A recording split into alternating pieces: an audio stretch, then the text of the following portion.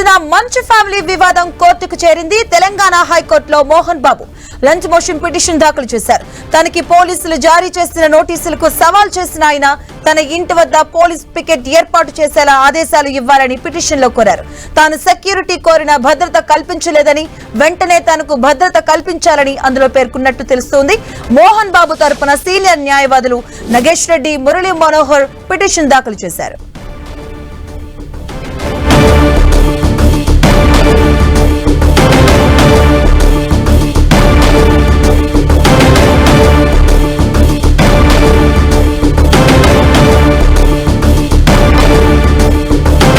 ఇదే అంశానికి సంబంధించిన పూర్తి అప్డేట్స్ మా కరెస్పాండెంట్ సునీల్ అందిస్తారు. సునీల్, ఎట్టకేలకు తెలంగాణ హైకోర్టుకు మంచు వివాదం చేరుకుంది. ప్రస్తుతం హైకోర్టులో లంచ్ మోషన్ పిటిషన్ దాఖలేశారు. మరోవైపు నిన్న మోహన్ బాబు చేసినటువంటి దాడికి నిరసనగా అటు ఫిలిం ఛాంబర్లో పెద్ద ఎత్తున జర్నలిస్ట్ సంఘాలు ఆందోళన చేస్తున్నాయి. ఈ ఆందోళనకు మాజీ ప్రెస్ అకాడమీ చైర్మన్ అల్లం నారాయణతో పాటు పలువురు జర్నలిస్ట్ సంఘాలు కూడా పెద్ద ఎత్తున మద్దతు నిలిపాయి. ప్రస్తుతం అల్లం నారాయణ గారు, సార్ చెప్పండి, జర్నలిస్టు దాడిని ఎట్లా చూస్తారు? జర్నలిస్టులపై జరిగిన దాడి ఒక పద్ధతి ప్రకారంగా, ఉన్మాదంగా, దౌర్జన్యపూరితంగా, క్రూరంగా జరిగింది. ఎందుకంటే నిన్నటి విజువల్ చూస్తేనే అవి మనకు అర్థమవుతున్నది. కానీ వాళ్ళ కుటుంబం నుంచి ఆ విష్ణు మాట్లాడుతూ, ఆయన మా అసోసియేషన్ అధ్యక్షుడు కూడా మాట్లాడుతూ అది ఒక చిన్న సంఘటనలాగా అభివర్ణించినట్టుగా అర్థమవుతున్నది. కానీ జర్నలిస్టుల మీద కావాల్సుకొని దాడి చేసినట్టుగా అర్థమవుతున్నది. ఇది ఒక అహంకారపూరితమైన దాడి.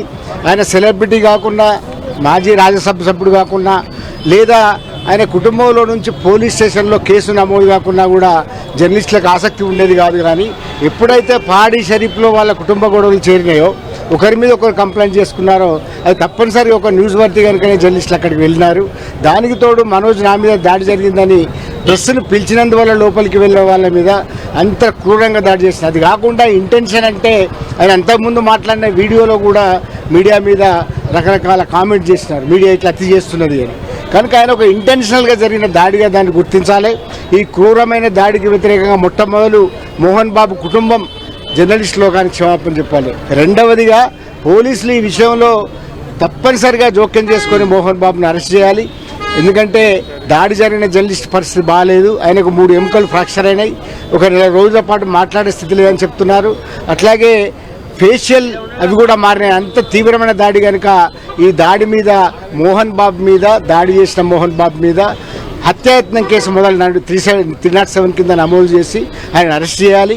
ఇది జరిగిన తర్వాత రాష్ట్ర ప్రభుత్వం కూడా భవిష్యత్తులో, అంటే ఒక సెలబ్రిటీ అయి ఉండి కూడా అంత ఆవేశంగా ప్రవర్తించే ఒక జర్నలిస్ట్ మీద దాడి చేసిన సంఘటన చూస్తుంటే దలసగా భావిస్తారు. కాబట్టి భవిష్యత్తులో దాడి జరగకుండా, ఇట్లాంటి దాడులు జరగకుండా ఒక చట్టం తేవాలి అని మేము డిమాండ్ చేస్తున్నాం టీయూడబ్ల్యూఏ తరఫున.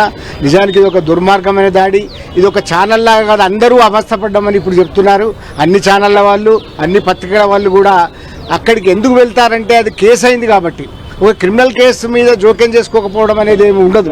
ఎందుకంటే అది ఎవరి కుటుంబం అయినా వాళ్ళ కుటుంబం బయటికి రానంత వరకు, వాళ్ళ కుటుంబం పోలీస్ స్టేషన్కి పోనంత వరకు అది వాళ్ళ వివాదమే. కానీ ఒకసారి పోలీస్ స్టేషన్కి వచ్చిన తర్వాత అది వార్తాంశమే. కాబట్టి